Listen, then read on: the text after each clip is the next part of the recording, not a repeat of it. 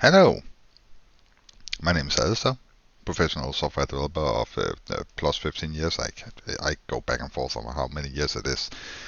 But anywho, we are still doing beginners C Sharp, and until now we've just been talking and doing, well, examples that really don't have any real world usage. And since C Sharp is an object-oriented programming language, let's start working with some, well, classes. So we can have some methods, and in order to do that, we need to have some kind of usage for them. So we're going to build a calculator.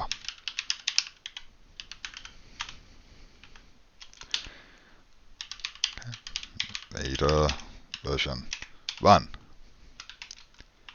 Awesome. So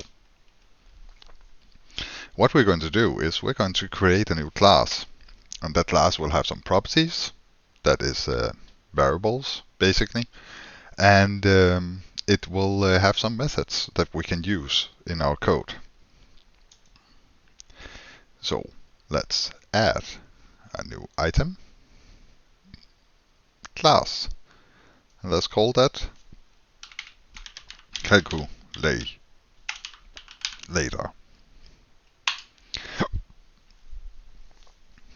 So what we have now is a class, and just quickly explain what's going on here. All these we will add as we need them, but using is basically you including libraries to use in your code, and we need that on top. Then we have something called namespace, and that's a way of, we will get into namespacing later. Just notice that right now the namespace is the name of the solution, so it's the same namespace that this is in, only not declared.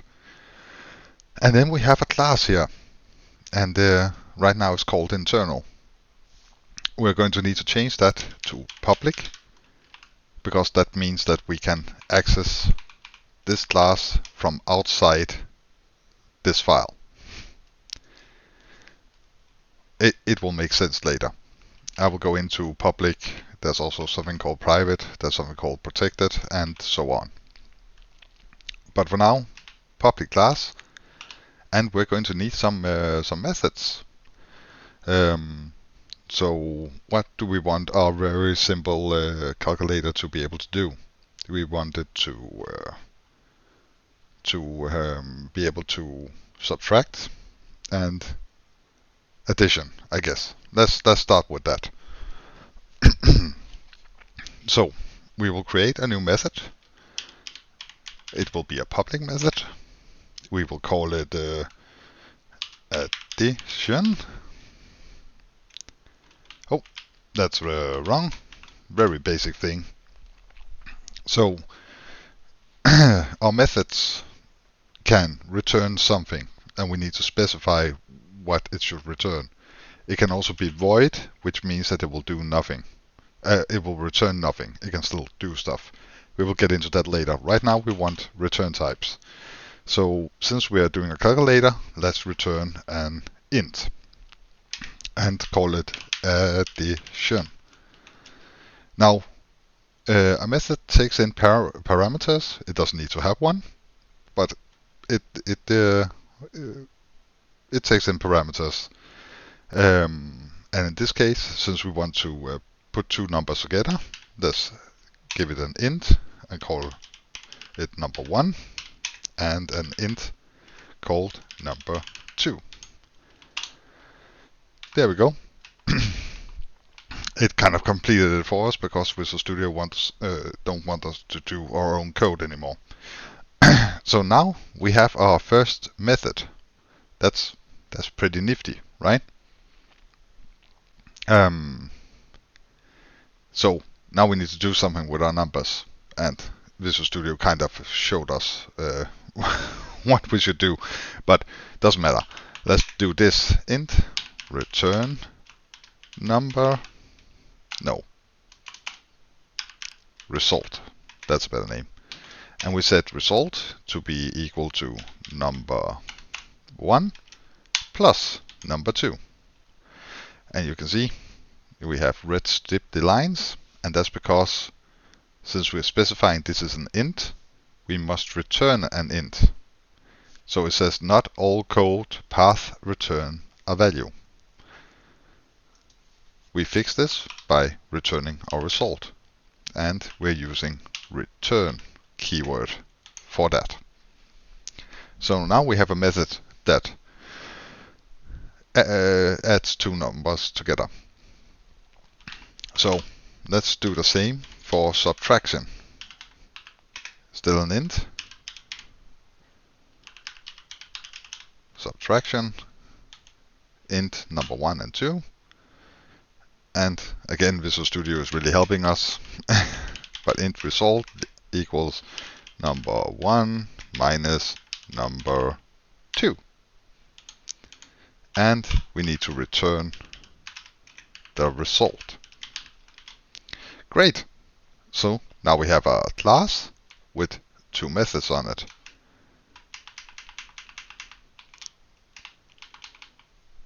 That's fairly nifty, right? So let's actually use this. So in program, we can go console write line. Then we can say type 1 for addition.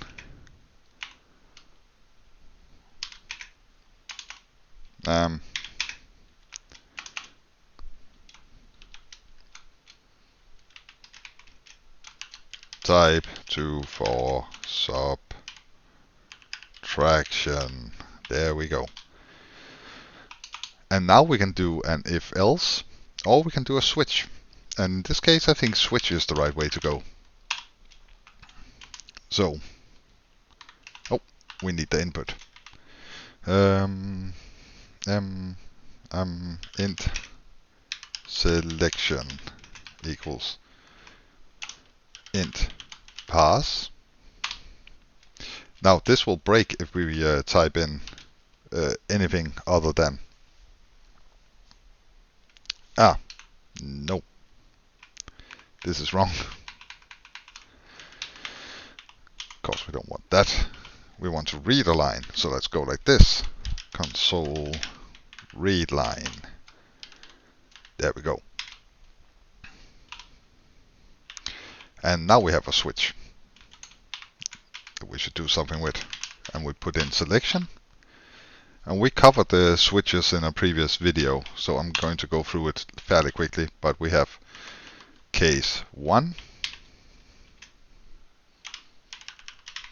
break, and we have case 2, break, and we have default, break. And in default, that's right, console, write line, invalid selection. Cool. So, in order to use a class, we need an instance of it. So we can go calculator, and notice what it did up here. It added the namespace, because now we're using that namespace in our code. So calculator, let's call it my calculator. And we set that to be a new calculator. And now we have an instance of my calculator.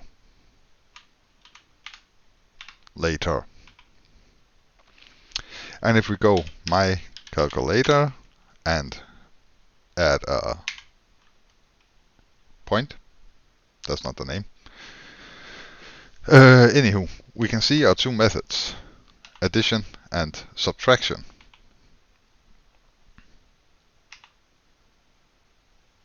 So that's cool. We need to get our numbers. So let's go like console right line, type number 1. Oh, they got all confused because I forgot to tell it that it's a string value. And type number 2. And that's something that we're going to need into variables.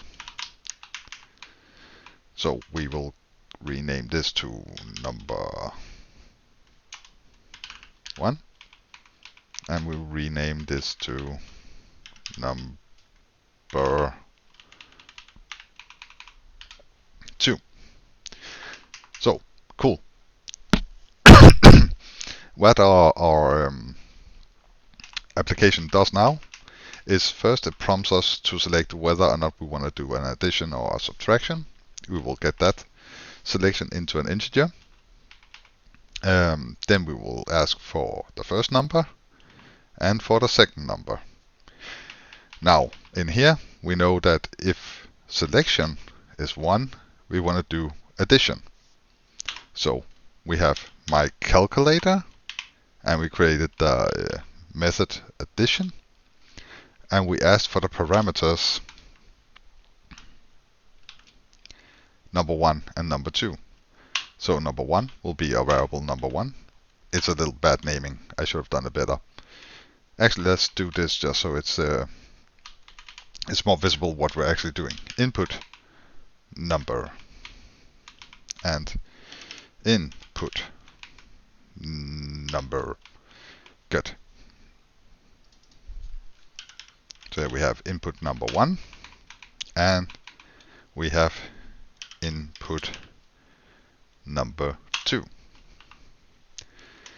And we want to get that data into a variable, so int result is going to be equal to input number 1 and console write line, and we will say that the result is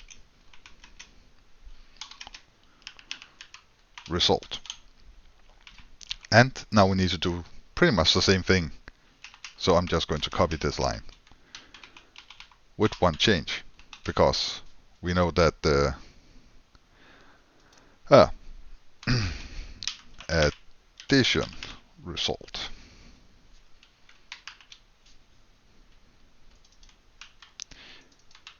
you cannot reuse or redeclare an already named variable. So since we already had a result, we couldn't declare a result once again. It already exists. So the only difference between case 1 and case 2 is that we want to do subtraction. So we want to use our subtraction method we created, where we subtract. Let's try to run this. So let's do addition, and we will type in number 10 and 82, and the result is 92. So it works. Let's do something else. Let's type 2, and let's let number 1 be 80 and number 2 be 2500, and the result is negative 2420. So that's clever, and we can do that for times and division and so forth. All this cool stuff. But now we actually have, well, not a good app, but a usable little application. We have a piece of software that actually performs an action for us. Really simple stuff, but doing what we using all that we've learned until now, we can actually start to create stuff fairly quickly. So I hope you found this video useful. If you did, please leave a like, please subscribe. I will be bringing out videos as often as time allows me to. Also on more advanced subjects as well, because it's fun.